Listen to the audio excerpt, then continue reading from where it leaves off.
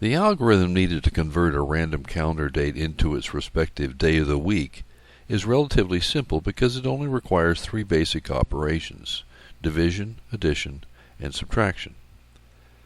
As an equation, it is easily expressed as a divided by 4 plus a plus b plus c plus d minus the highest multiple of 7.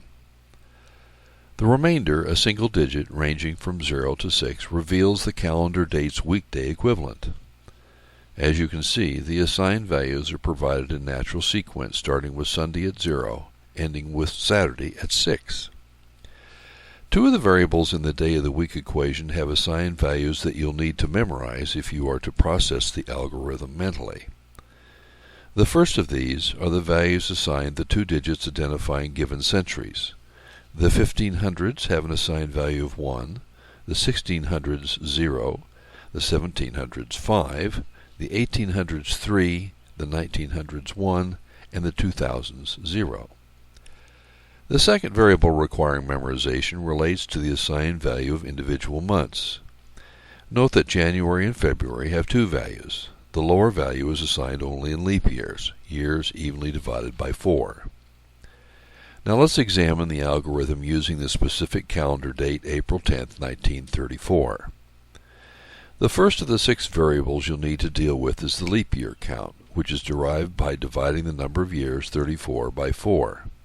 In this case, the leap year count is 8. To this, we add the number of years, 34, which is taken at face value. To the sum, 42, we add the assigned value of the century. The next variable to be counted for is the day count, which, like the year, is taken at face value.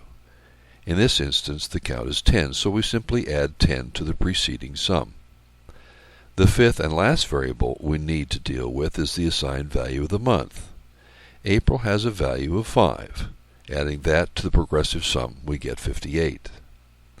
Now all that remains to be done is to reduce the final sum by the highest multiple of 7, which in this case is 56. The remainder, 2, tells us that April 10, 1934 fell on a Tuesday. There is an alternative approach to resolution, and it involves the subtraction of the highest multiple of 7 every time the leap year count or sum exceeds 6. To illustrate, let's use the same date. As before, we divide the number of years by 4 to derive the first variable, the leap year count, which stands at 8. Now, instead of carrying 8 on to the next step in the equation, we reduce the number by the highest multiple of 7, which in this case is 7. This leaves us with a remainder of 1. Next, we add the reduced leap year count 1 to the number of years, 34, once again subtracting the highest multiple of 7, 35, from the sum, 35. The remainder being 0 renders the sum of the leap year count and year irrelevant.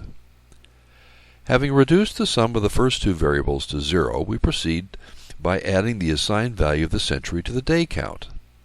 Again, since the sum 11 exceeds 6, we subtract the highest multiple of 7 to derive their combined and reduced value.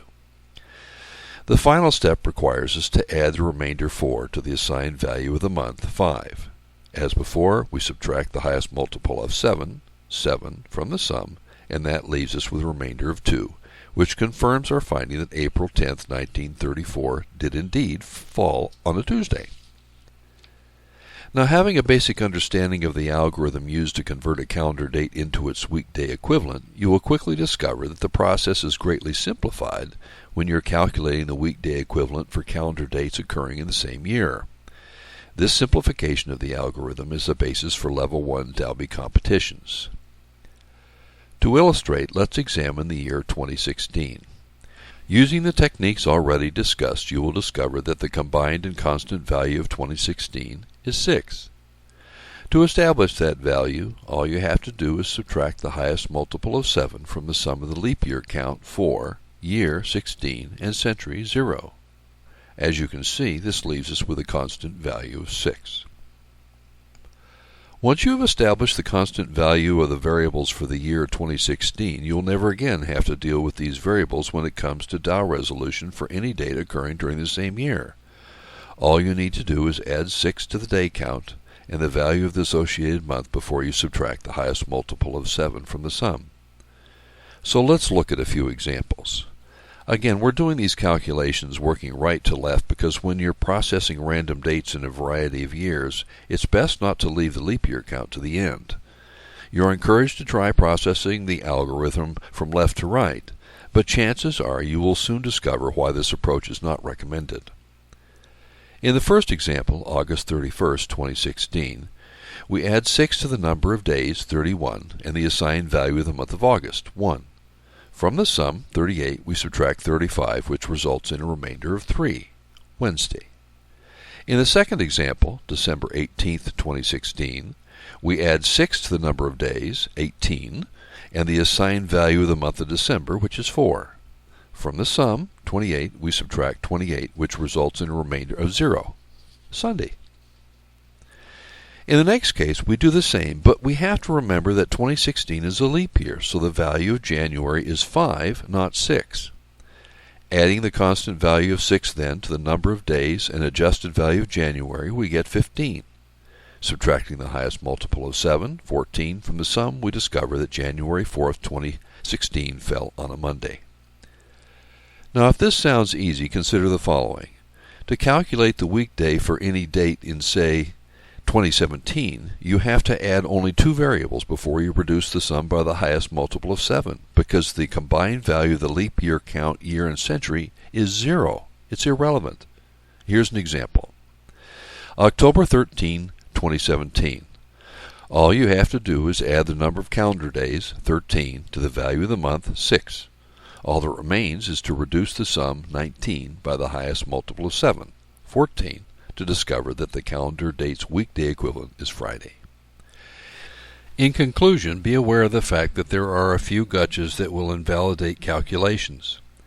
It is suggested that they be presented on a regular basis to spice things up, especially in preparation for head-to-head competitions. In the heat of battle, even the brightest will find themselves running the algorithm forgetting to account for the following pitfalls. 1. Everyone will occasionally forget to reduce the assigned values for January and February in a leap year. What is more, it's not unusual for a student to forget that February 29th only occurs during a leap year, that February 30th and 31st are non-existent, so too that April, June, September, and November have only 30 days. This then completes the overview of the DOW algorithm.